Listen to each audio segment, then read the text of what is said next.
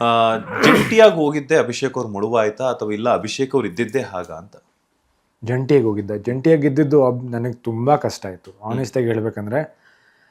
ನಾ first of all Bigg Boss ಮನೇಲಿರೋದು it is very hard. ಅಲ್ಲಿ ಒಬ್ಬರ ಜೊತೆನೇ ಇರಬೇಕು ಯಾವಾಗಲೂ 24/7. ನೀವು ವಾಶ್ರೂಮ್ ಹೋದಾಗೂ ಅವ್ರ ಜೊತೆನೇ ಹೋಗಬೇಕು ಅಂತೆಲ್ಲ ಅಂದಾಗ, ಎಸ್ಪೆಷಲಿ ಹುಡುಗ ಹುಡುಗಿ ಇದ್ದಾಗ it is extremely hard.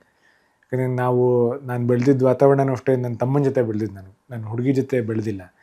So ಇಲ್ಲಿ ಹೋಗಿ 24 ಗಂಟೆ ಒಬ್ರು ಹುಡುಗಿ ಜೊತೆ ಇರಬೇಕು ಅಂದರೆ ಅವ್ರ ಜೊತೆ ಹೇಗೆ ಬಿಹೇವ್ ಮಾಡಬೇಕು, ಅವ್ರಿಗೊಂದು ಕಂಫರ್ಟ್ ಝೋನ್ ಕೊಡಬೇಕು. ಯಾಕಂದ್ರೆ ನಮ್ಗೆ ಹೆಂಗಿತ್ತಂದರೆ ಹೆಣ್ಮಕ್ಳನ್ನ ತುಂಬ ರೆಸ್ಪೆಕ್ಟ್ ಮಾಡಬೇಕು ಅಂತಲೇ ಬೆಳ್ಕೊಂಡು ಬಂದಿದ್ದು ವಾತಾವರಣ ನಮ್ಮದು.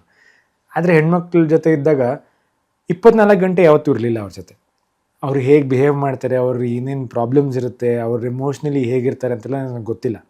ನಾನು ಮ್ಯಾಕ್ಸಿಮಮ್ ನೋಡಿರೋದೇ ನಮ್ಮ ಅಮ್ಮನ ಇದರಲ್ಲಿ. ಸೊ ಆ ಪರ್ಸ್ಪೆಕ್ಟಿವಲ್ಲಿ ನೋಡಿದಾಗ ನಾನು ನನ್ನ ತಾಯಿ ಜೊತೆ ಹೇಗಿರ್ತಾ ಇದ್ದೆ, ಇವಾಗ ಅವ್ರಿಗೆ ಏನು ಬಟ್ಟೆ ಹಾಕೊಂಡು ಕಾಂಪ್ಲಿಮೆಂಟ್ ಮಾಡೋದು, ಚೆನ್ನಾಗಿ ಕಾಣ್ತಾ ಇದ್ದೀರಾ, ಹೇರ್ ಸ್ಟೈಲ್ ಚೆನ್ನಾಗಿದೆ, ಅದು ಇದೆಲ್ಲ ಇಟ್ ವಾಸ್ ನಾನು ಅಂದ್ಕೊಂಡಿದ್ದೆ ಆ ಥರ ಮಾಡ್ಬೋದು, ಆ ಥರ ಇರ್ಬೋದು ಅಂತ. ಬಟ್ ಇಲ್ಲಿ ಅದೇ ಥರ ಇರೋಕ್ಕೆ ಟ್ರೈ ಮಾಡಿದಾಗ ಏನಾಯಿತು, ಇಟ್ ಜಸ್ಟ್ ಗಾಟ್ ಪೋರ್ಟ್ರೇಡ್ ಆಸ್ ತುಂಬ ಫ್ಲರ್ಟ್ ಮಾಡ್ತಾರೆ, ತುಂಬ ಕಾಂಪ್ಲಿಮೆಂಟ್ ಮಾಡ್ತಾರೆ, ಹೆಲ್ತಿ ವೇಲ್ಲ ಇರ್ಬೋದು. ಬಟ್ ನಾನು ಯೋಚನೆ ಮಾಡ್ತಿದ್ದ ರೀತಿ ಬೇರೆ. It was I just trying to make them feel comfortable. ಅದೆಲ್ಲೋ ಒಂಥರ ರಾಂಗಾಗಿ ಪೋರ್ಟ್ರೇ ಆಗಿರ್ಬೋದೇನೋ, ಐ ಡೋಂಟ್ ನೋ.